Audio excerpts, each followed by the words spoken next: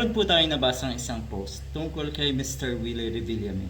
Ito naman ay alam na ng maraming kababayan natin na nag-iisip ng tama. Sa tingin ko, kaya naging porsigido ngayon si Mr. Willie Revillame.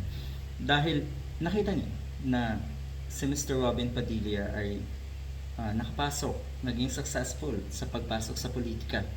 At ngayon ay kahit papano mas tinitingala si Robin Padilla kumpara kay Willie Revillame. Konti na lang kasi, sabi nga dito merong mga huling patak pa daw or latak na tinatawag ng kanyang popularidad etong si Willie Revillame. At kahit papano, ito na yung kanyang gagamitin para makaposisyon at makaakyat nga sa politika dahil alam niyo naman, wala namang ibang motibo ang mga pumapasok sa politika, lalo na po sa national post, lalo na sa mga pagkasenador, kundi kapangyarihan. Para Para sa salapi. Para rin sa pera. Lahat yan, bottom line, para sa pera.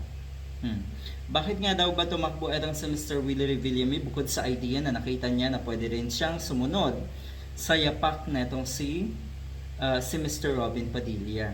Bingo! Ayan. Para sa kanyang sarili. Darating or parating na kasi sa punto etong si Mr.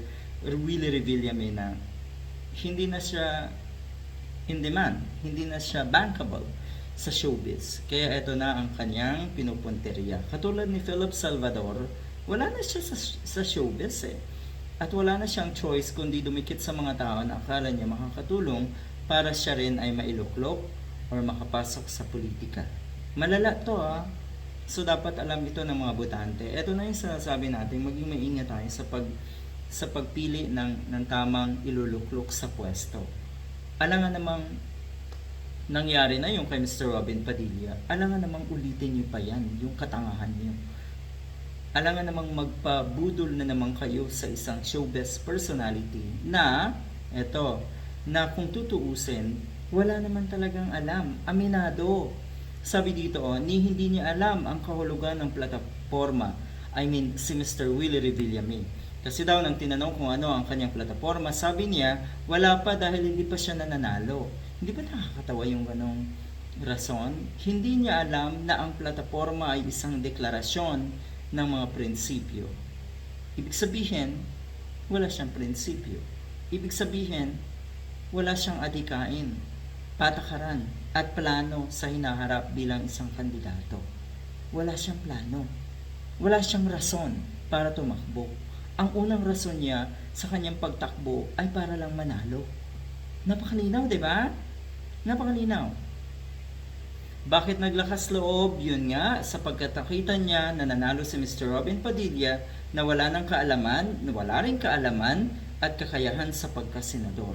Siguro yung walang kakayahan at kaalaman sa pagkasenador, siguro makikita natin walang problema. Kasi ang requirement naman sa pagtakbo sa pagkasenador, alam naman natin kung gaano kababa ang requirement Pero kasi yung hanggang ngayon wala ka pa ring dunong at ang ipinapakita mo ay puro